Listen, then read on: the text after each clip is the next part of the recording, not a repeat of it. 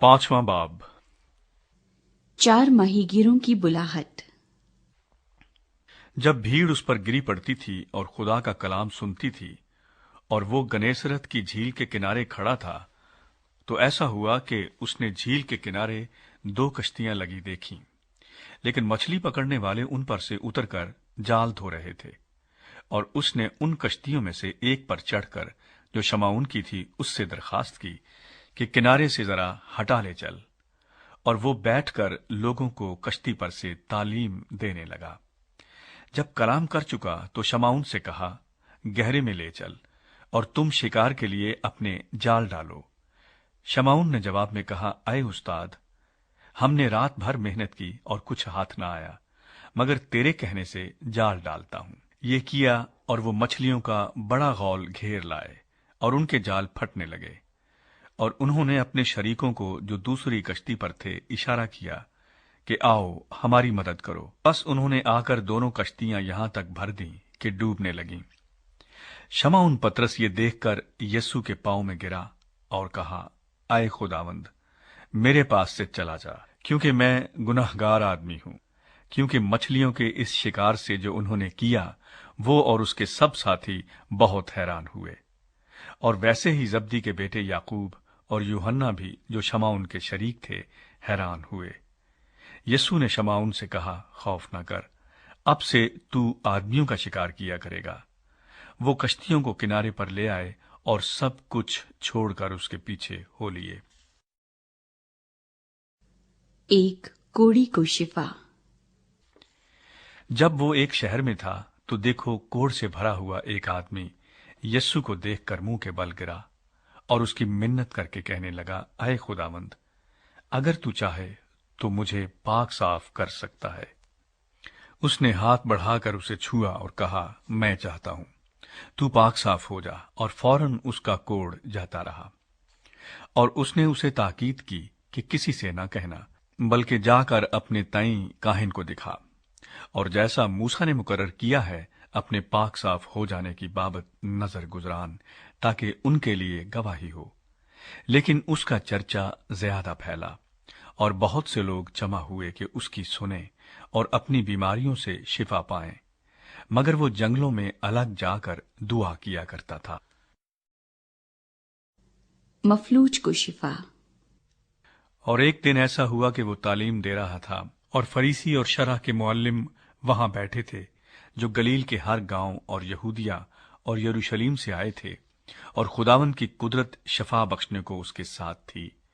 और देखो, कई मर्द एक आदमी को जो मफलूज था चारपाई पर लाए और कोशिश की कि उसे अंदर लाकर उसके आगे रखें।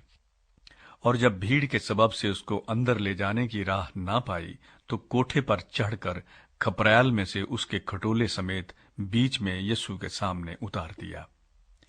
उसने उनका ईमान देखकर कहा कि आए आदमी, तेरे गुनाह मुआफ हुए। इस पर फकी और फरीसी सोचने लगे कि ये कौन है जो कुफर बकता है। खुदा के सिवा और कौन गुनाह मुआफ कर सकता है। यीशु ने उनके ख्यालों को मालूम करके जवाब में उनसे कहा, तुम अपने दिलों में क्या सोचते हो?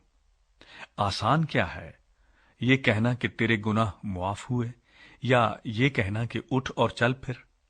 लेकिन इसलिए कि तुम जानो कि इब्ने आदम को जमीन पर गुनाह मुआफ करने का इख्तियार है, उसने मफलूज से कहा, मैं तुझसे कहता हूं, उठ और अपना खटोला उठाकर अपने घर जा।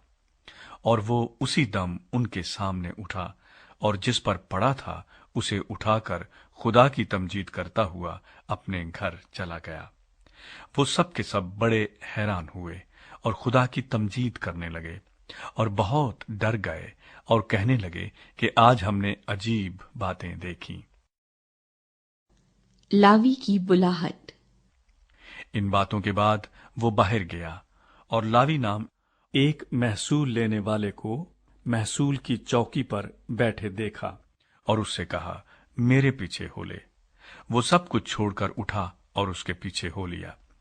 फिर लावी ने अपने घर में उसकी बड़ी ज़ियाफत की और महसूल लेने वालों और औरों का, जो उनके साथ खाना खाने बैठे थे, बड़ा मजमा था।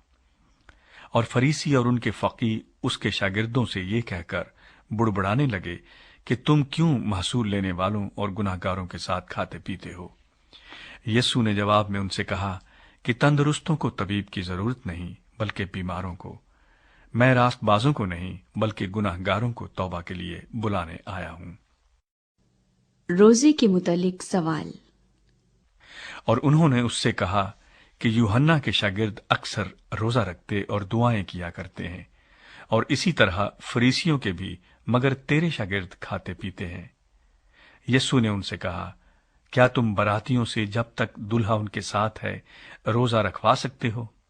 मगर वो दिन आएंगे और जब दुल्हा उनसे जुदा किया जाएगा, तब उन दिनों में वो रोजा रखेंगे।